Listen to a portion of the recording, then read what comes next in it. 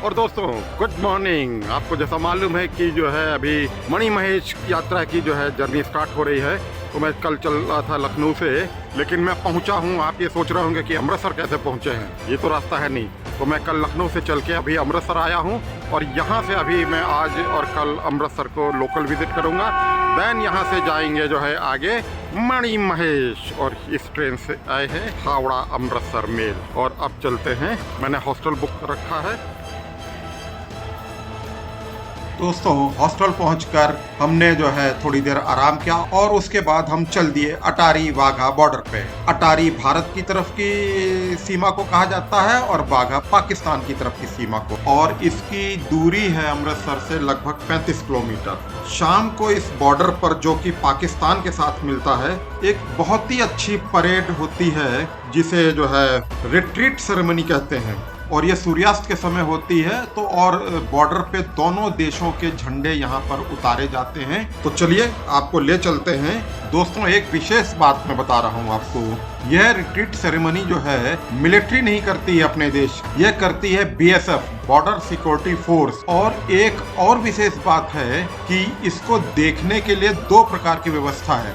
एक ये सामने आप देख रहे हैं, ये सीढ़ियां बनी हुई हैं, और एक कुर्सी की व्यवस्था है। तो इसकी जानकारी मुझे नहीं थी। कुर्सियों के लिए आपको रजिस्ट्रेशन कराना होता है, जिसकी व्यवस्था अमृतसर के रेलवे स्टेशन पर भी है, और वहां पर 1 या 2 दिन पहले कराना पड़ता है। तो मैंने नहीं कराया था, लेकिन मेरा सौभाग्य रहा और मैंने यहाँ पर आके जब मुझे ये पता चला तो मैंने इसके लिए जो है यहाँ पर अपने BSF के अधिकारियों से जो है रिक्वेस्ट करी, और मेरी रिक्वेस्ट मानकर उन्होंने मुझे कुर्सियों पर बैठने की इजाज़त दे दी। मैं उनके प्रति अपना आभार प्रकट करता हूँ।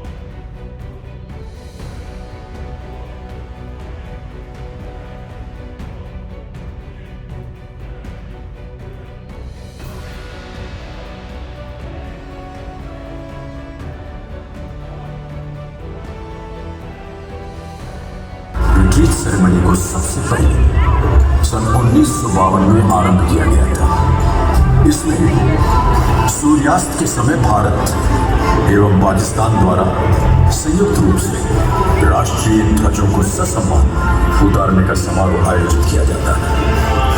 1 दिसंबर 1965 में BSF की स्थापना के बाद से आज तक इस समारोह को आयोजित करने का गौरव BSF को प्राप्त है।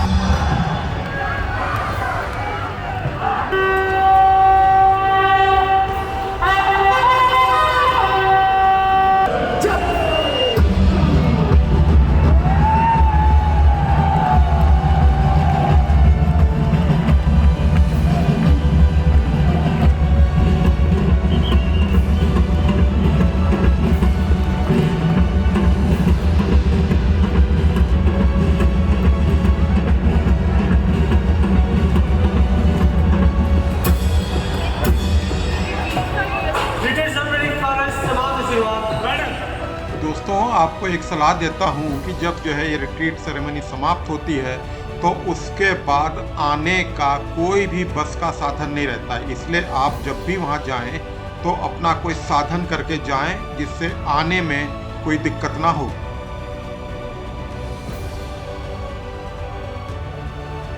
दोस्तों, मैं रिट्रीट सेरेमनी देखने के बाद जब अपने हॉस्टल आया तो रात हो गई थी। रात के करीब 8 बज रहे थे और मैंने सोचा कि जो है हर मंदिर या गोल्डन टेम्पल कहें या आप उसे स्वर्ण मंदिर कहें, उसको देखने में सवेरे जाऊंगा। लेकिन फिर मैं अपने आप को रोक नहीं पाया और चल दिया सिखों के सबसे पवित्र और धार्मिक स्थल हरमंदिर साहिब। स्वर्ण मंदिर एक पवित्र सरोवर के मध्य में स्थित है और इसके जाने के लिए गलियारा है, तो सब श्रद्धालु काफी यहाँ पर स्नान करके ही उसके दर्शन करने जाते हैं, मत्था टेकने जाते हैं ग्रंथ साहिब का।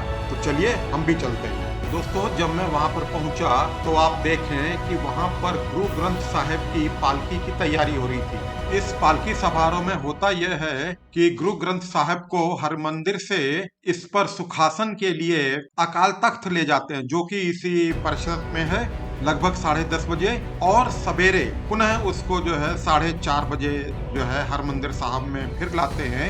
और इसी बीच वहां पर जो है हरमंदिर साहब की साफ सफाई होती है, जिसको कि सेवादार और श्रद्धालु मिलकर करते हैं। और यह मेरा परम सौभाग्य था कि मुझे इसके दर्शन हुए। दोस्तों, इसके आगे फोटो खींचने के लिए मनाही है, तो मैंने आगे जो है हर मंदिर साहब में मत्था टेका, लेकिन वहाँ पे गुरु ग्रंथ साहब नहीं थे, वो सुखासन के लिए अकाल तख्त में गए हुए थे। और फिर उसके बाद मैंने लंगर चखा और वापस अपने हॉस्टल आ गया। आप देखें कुछ बेहतरीन तस्वीरें।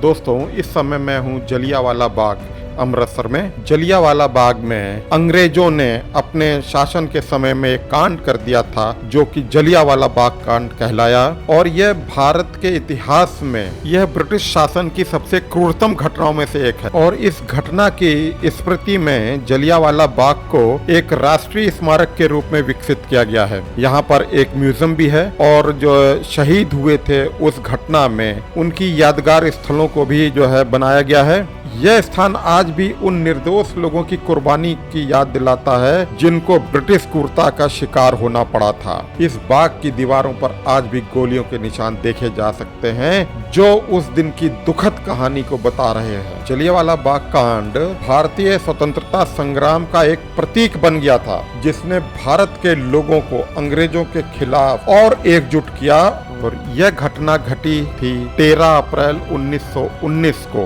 उस दिन बैसाखी का दिन था। असल में इसकी पृष्ठभूमि यह है कि 1919 में ब्रिटिश सरकार ने रॉलेट एक्ट लागू किया था। रॉलेट एक्ट में प्रोविजन ये था कि आप किसी भी भारतीय को बिना मुकदमे के गिरफ्तार कर सकते थे। तो इस चीज का बहुत विरोध हो रहा था पूरे भारत में, और अमृतसर में भी इसके लिए विरोध हो रहा था। तो यहाँ पर एक बैसाखी के दिन एक सभा का आयोजन रखा गया और शाम के समय यह सभा हो रही थी। इस सभा में हजारों लोग शामिल थे, जिसमें महिलाएं भी थे, बच्चे भी थे, बुजुर्ग भी थे, और इस जलियांवाला बाग में वो सब इकट्ठे हुए थे। आज भी और उस समय भी इसकी स्थिति ऐसी थी कि ये चारों तरफ दीवारों से घिरा हुआ था और यहाँ से आने जाने का केवल एक ही गेट था। और तो उस समय तत्कालीन जनरल डायर को जब ये पता चला कि लोग वहाँ पर एक सभा कर रहे हैं, तो वो वहाँ अपनी जो है पुलिस फौज के साथ पूरा पहुँच गया और बिना किसी चेतावनी के, बिना किसी को कुछ कहे,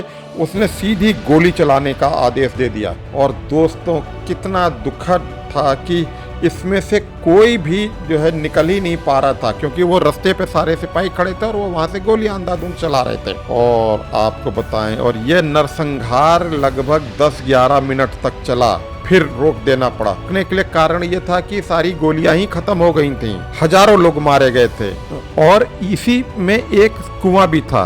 लोग अपनी जान बचाने के लिए इधर उधर भाग रहे थे और उस कुएं में कूदने लग गए। और यह गोली चलाने का आदेश देने वाला था रेजिनॉल्ड डायर। माना जाता है कि इसको हमारे देश के महान सपूत ऊधम सिंह ने 13 मार्च 1940 को लंदन में वध कर दिया, लेकिन वह यह डायर नहीं था, वह माइकल ओ डायर था जिसने इस घटना को सही ठहराया था। ऊधम सिंह 13 अप्रैल 1919 को जालियांवाला बाग कांड के समय बाग में मौजूद थे और उन्होंने शपथ ली थी कि वह माइकल ओ डायर का वध करके इसका बदला लेंगे। उन्होंने 21 साल बाद 13 मार्च 1940 को लंदन के कास्टन हॉल में, जहां रॉयल सेंट्रल एशियन सोसाइटी की बैठक चल रही थी, उस पर गोलियां चलाकर उसका वध कर दिया और उसके बाद वह भागे भी नहीं। 31 जुलाई 1940 को उन्हें लंदन की पेंटनविले जेल में फांसी दे दी गई और वहीं उनको जेल के कब्रिस्तान में दफना दिया गया। बाद में उनकी देह को कब्र से निकालकर 19 जुलाई 1974 को भारत वापस लाया गया और यहाँ 31 जुलाई 1974 को विधि पूर्वक अग्नि भेंट किया गया और अस्थियों को इस कलश में रखा गया है, जिससे लोग प्रेरणा लेते रहें। यहीं पर एक ज्योति भी स्थापित की गई है जिसे जलियांवाला बाग की अमर ज्योति, और ये भारत के स्वतंत्रता संग्राम के शहीदों की याद में है, उन अमर बलिदानियों को समर्पित है जिन्होंने 13 अप्रैल 1919 को जलियांवाला बाग हत्याकांड के दौरान अपने प्राणों का सर्वोच्च बलिदान दिया था। मैं उन सभी शहीदों को नमन और श्रद्धा सुमन अर्पित करता हूँ।